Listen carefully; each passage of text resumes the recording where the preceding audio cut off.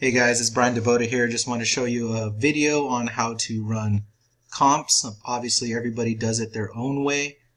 The way I'm going to show you is just how I've been doing it for the last 6 years. So let's go ahead and start. I'm going to pull up a browser here.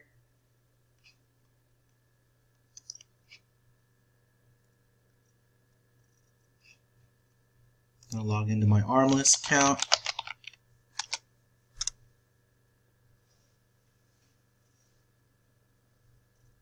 Some tips that I like to do right off the bat is I always want to have two windows open on Armless so that I can pull up the monsoon tax history on one. This is really key, especially if you haven't been to the house yet and maybe you just got a person's address.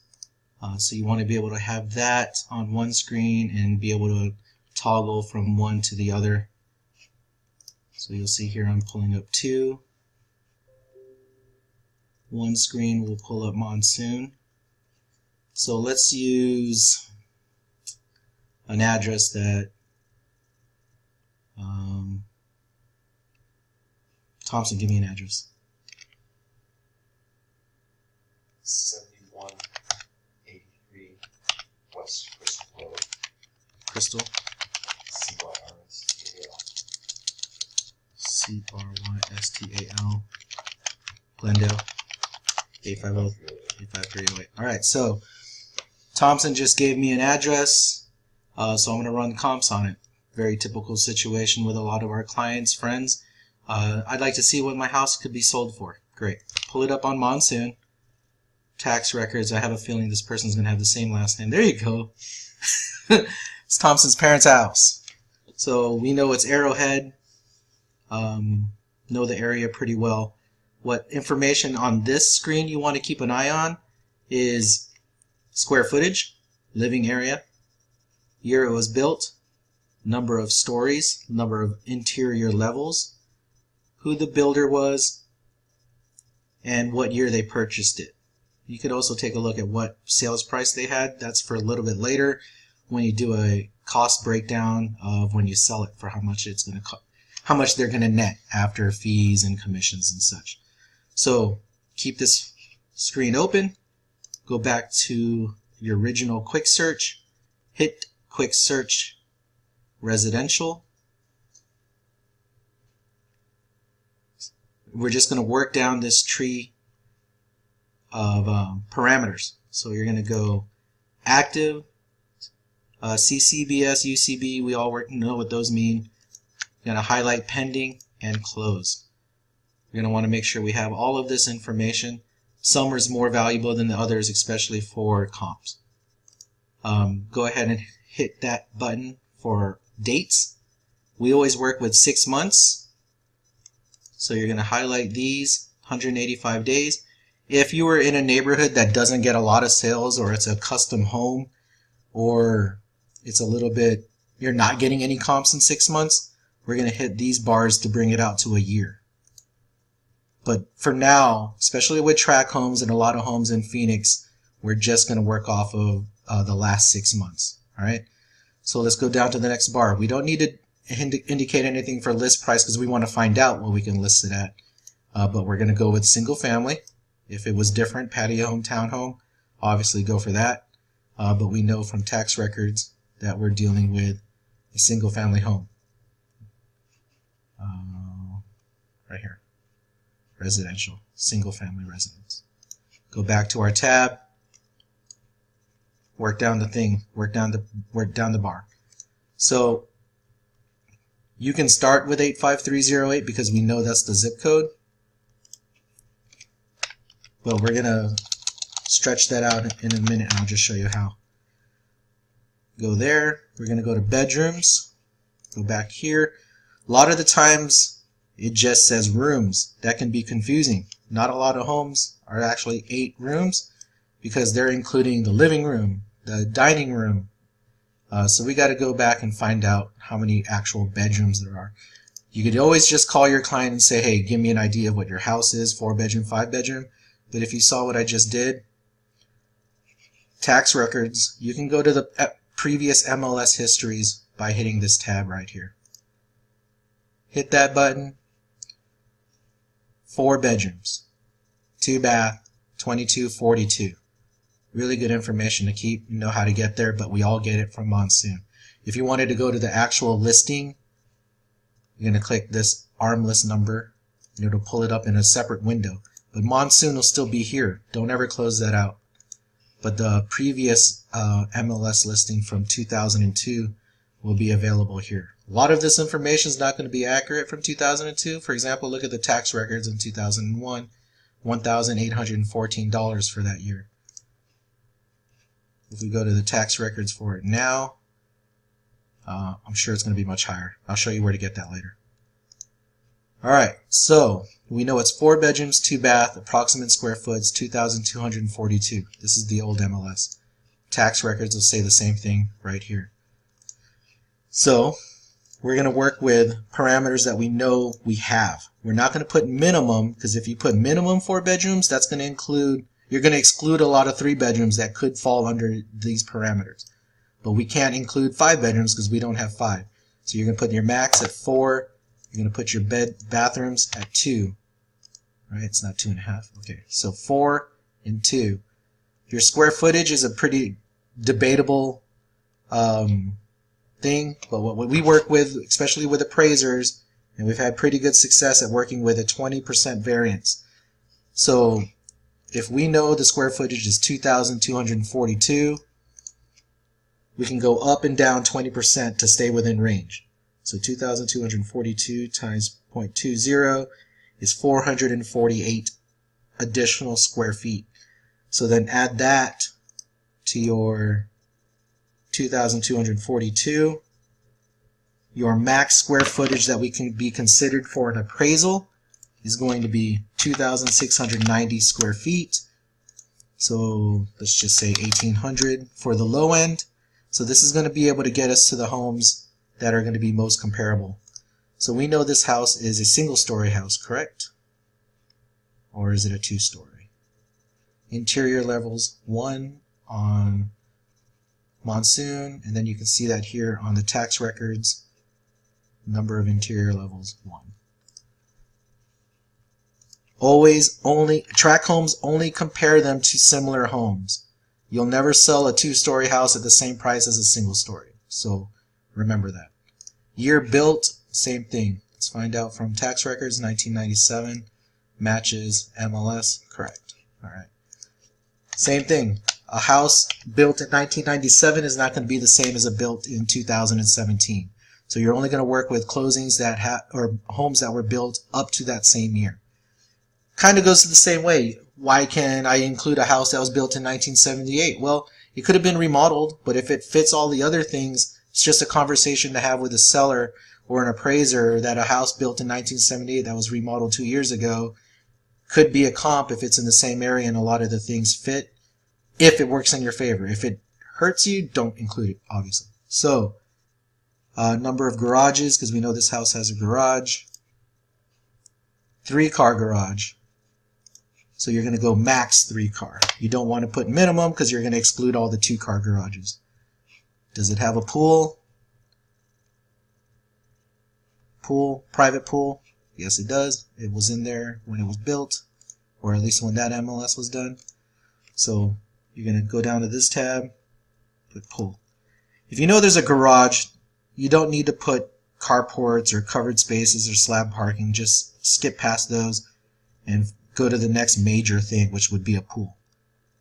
Alright, so one of these, there's a lot of things that you could always add to a house for parameters, but in general, just work with this next one, which is lot size. In Arrowhead and a lot of other communities, you could pay an extra premium for a larger lot, and if that's something that we need to address for homes, we always want to be able to make sure that we're in the right search parameters. So this house has a lot size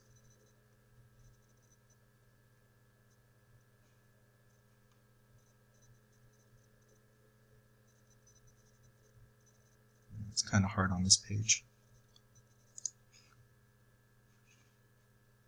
The screen that I went back to is the main page that when you pull up by name, you'll have it there. But here, 8,901 square feet. So when you go to this additional search, it's not in there, right? On that bar that we originally started with, so type lot. You have options. Approximate lot square footage. I always go with range. Range is easiest. So that being 8901 falls under this range. Alright, so we have 35 comps. That's for the entire 85308. That's too big of a space for us to worry about because we want to stay within a mile radius of our house. So let's go back to the old MLS and look at the map. So we can see here that the house is in the middle. Cross streets are 75th Avenue is to the west and Rose Garden, right? Crystal and 72nd Drive. Remember that. So now we're going to go to where we originally put the 85308 and click the map. When you go to the map, it's the whole zip code. Our mile is going to be really small, like around in here, actually, right around here. So that because we're on the north end of 85308, that mile might drip into this zip code, 85310. But the computer is only going to use 85308, so we got to get it into the right spot. So let's go back to this one, and we know we're east of 75th Avenue and Crystal. Go back to our map. I know this area pretty well. So we're east of 75th Avenue.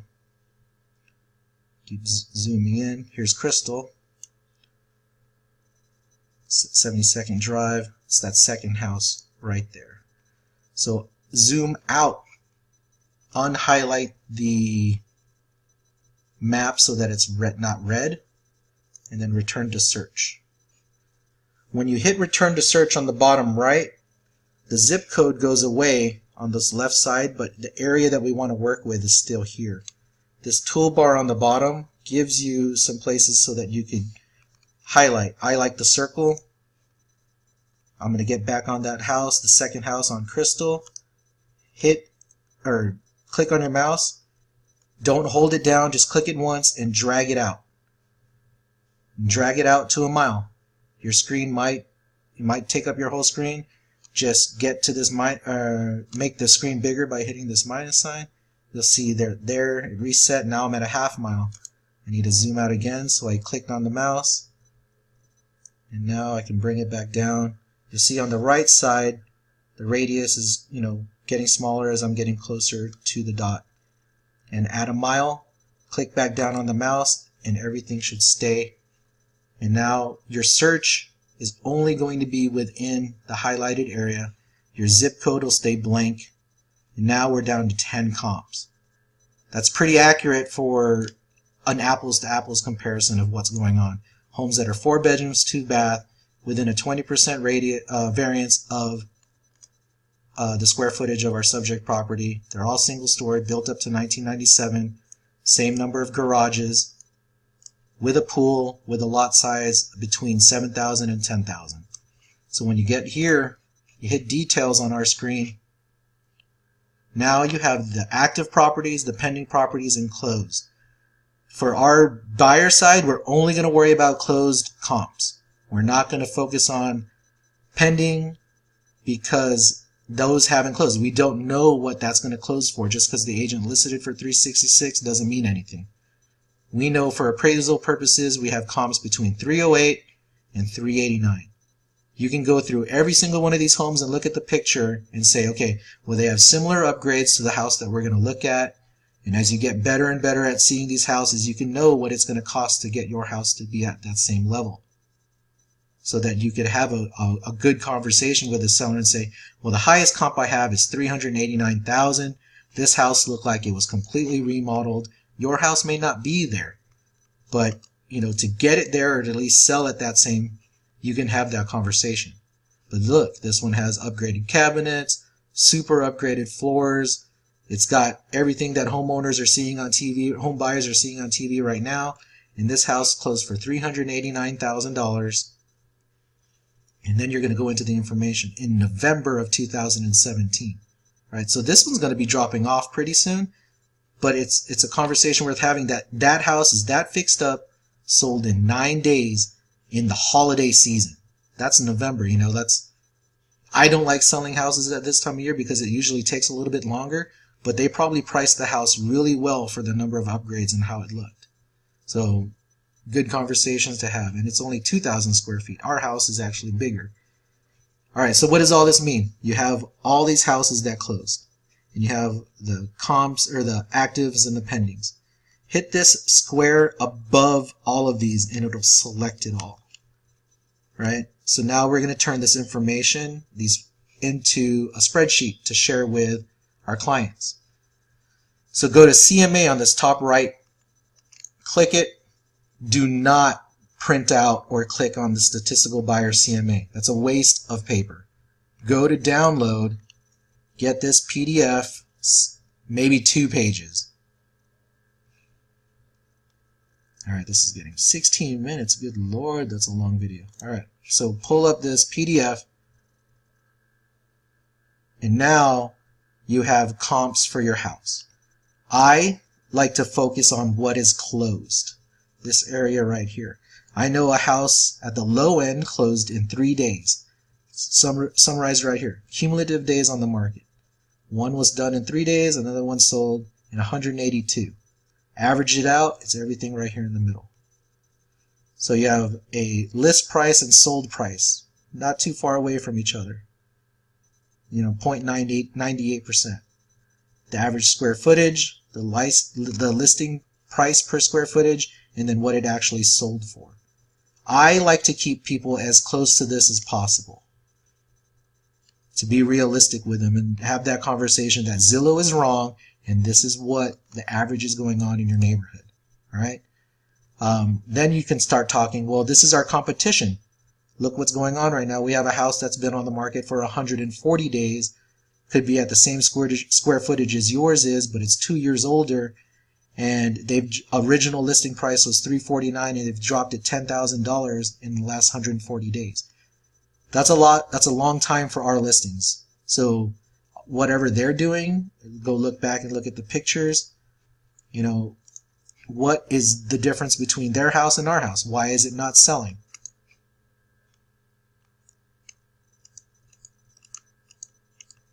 You can look through and just have that conversation. Maybe the floor plan doesn't work.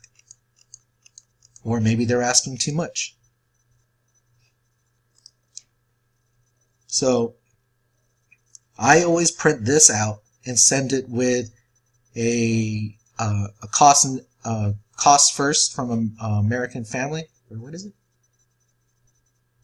One of our title companies has a great website that you can do a net proceeds sheet for the seller.